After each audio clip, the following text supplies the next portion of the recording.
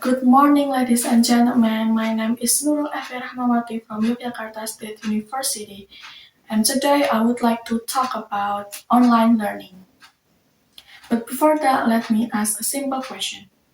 Have you ever joined an online class but found yourself get easily distracted and struggling to stay focused? If that is the case, you're certainly not alone. Many students today seem to experience similar challenges. Although online learning offers flexibility and convenience, it can, in some cases, be less effective than traditional classroom learning. Therefore, in this presentation, I would like to explain why online learning can be less effective by examining several factors that may influence students' learning experience. In order to make this explanation clearer, I will use visual aid. First, I will explain the main idea presented in the visual, after which I will explain each factor in detail, and finally, I will summarize the key points before concluding. After understanding this issue, let's now move on to the visual aid. As can be seen, the diagrams present several factors that may contribute to the reduced effectiveness of online learning. At the top of the diagram, online learning is shown as the central concept. From this point, three main factors branch out. Each factor leads to the final outcome at the bottom of the diagram. After take a look at the overall structure, let's now take a closer look at each part of the diagram.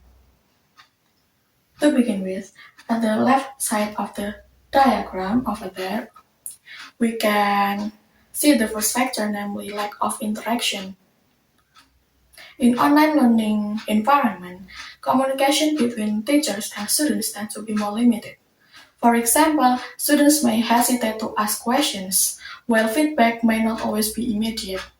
As a result, this lack of interaction can reduce engagement and may make it more difficult for students to fully understand the material.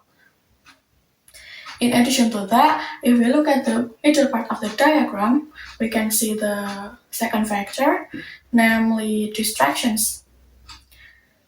Unlike traditional classroom learning, the home environment is not always conducive to learning.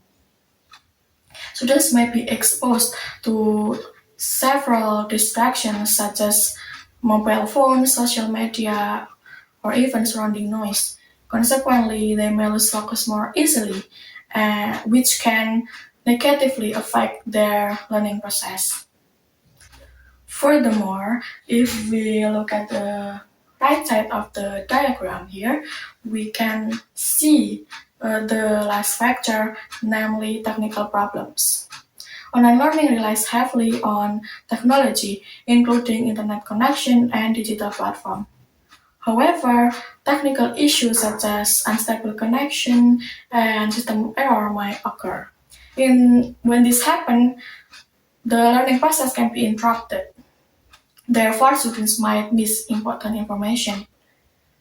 Finally, if we direct our attention to the bottom part of the diagram, we can see the overall outcome, which is reduced learning effectiveness. Taken together, these factors also appear to contribute to lower engagement and weaker academic performance. When this factor considered collectively, it becomes evident that the effectiveness of online learning is influenced not only by the method itself, but also by communication, learning environment, and technical support. At this point, I would like to check, is everything clear so far? If everything is clear, let's now move on to the final part of the presentation. In conclusion, given this factor, we can conclude that online learning can be less effective due to lack of interaction, distractions at home, and technical problems. This factor may reduce students' focus, engagement, and overall academic performance. Furthermore, it seems important for both students and teachers to address these challenges in order to improve the effectiveness of online learning in the future. That's all from me. Thank you for your attention and participation. Have a nice day.